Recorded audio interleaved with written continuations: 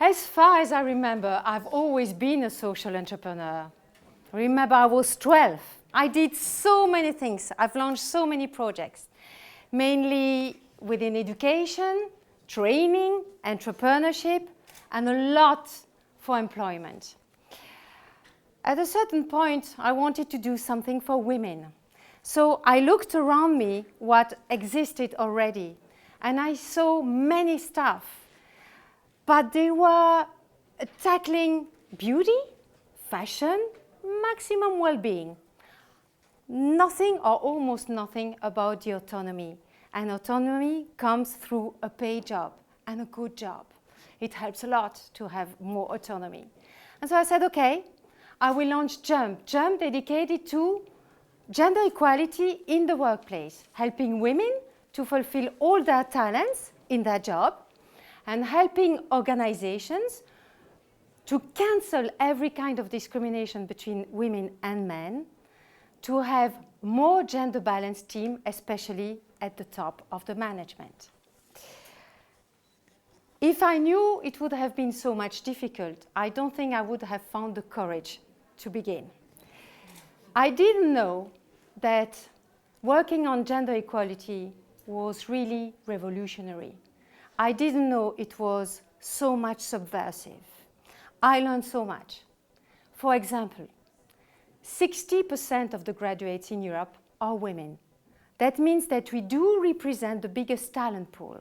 It's very important. And the gap is widening more and more with men, unfortunately.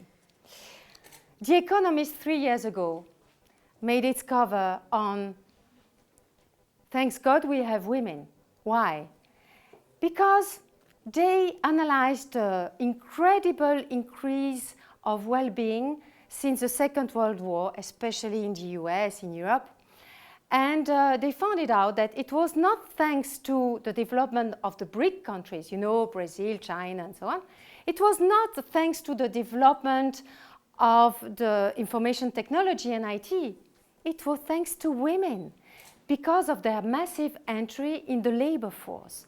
But nobody never say that. Nobody never celebrate that. I found it out also that by tackling gender equality in the companies, it's speaking about their performance. Their performance, because the more they have gender balance in their management, the more every kind of indicators, financial ones and non-financial ones, are better and better. So we do bring a lot of performance to companies. But not only. If we would work as much as men globally in our society, then in Europe, on average, the GDP would increase by 16%. Even more than that. For these countries in Europe especially, Nordic countries and even France and Belgium is coming there, where women do not have to choose. They can make both a career and have babies because it's well accepted within the society and because we have the public services that helps us to have both. So we do both. We do make careers, we stay in the workplace, and we do make babies, lots of babies.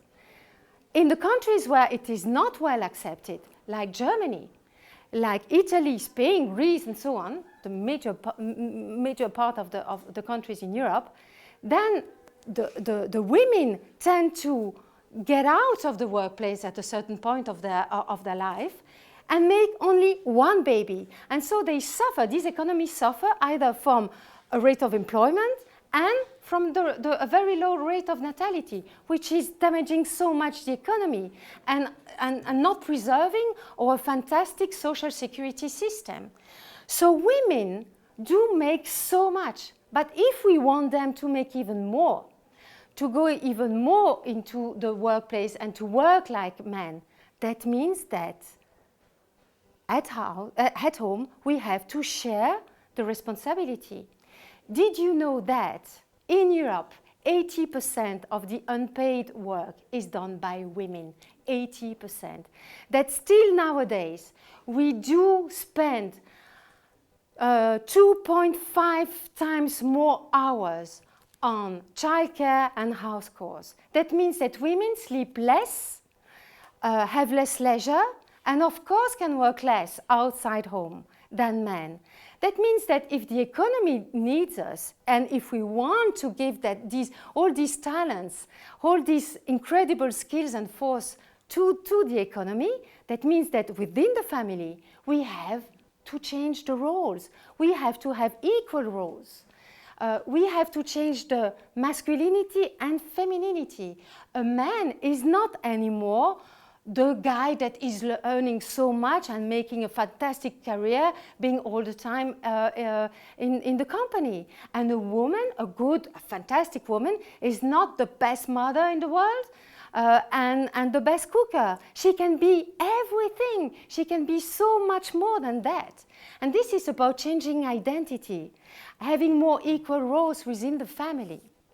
So how can companies attract, retain, and promote women? Because even if we are 60% of the graduates, we are only on average 12% in the executive committee and 20% on boards. But 20% it's only thanks to the gender quotas.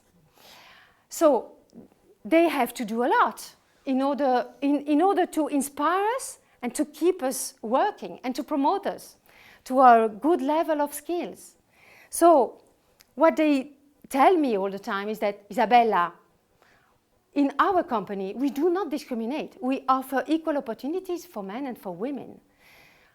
But they are not aware that they are discriminating without knowing it, because they don't take into account the fact that we have different lives than men. And when you treat equally two persons that have completely different lives and different history, so different culture, then you discriminate. Why that? Because if we do 80% of the unpaid job, that means that we have a different life. And we are coming from 5,000 years of domination by men, where women didn't have any rights, didn't have any autonomy. We were only there to give birth. That was our only role. And even if it has changed, thanks God, it's the first time in the history of humanity that we have the same rights.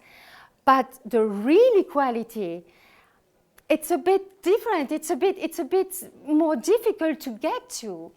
And our choices that looks like our real choices are very often indicated, pushed by our history and by our guilty. And so if the companies do not come from diversity to inclusion, that means diversity is counting the different people. Inclusion is making these people count. It's celebration of the difference. So that means that they have to treat us as equal but different in order to inspire us, because companies were made by men for other men that didn't have anything to do at home because they had a spouse that managed everything. So in the workplace, it has to change. They don't have to fix us. We don't have to adapt. They have to be more inclusive.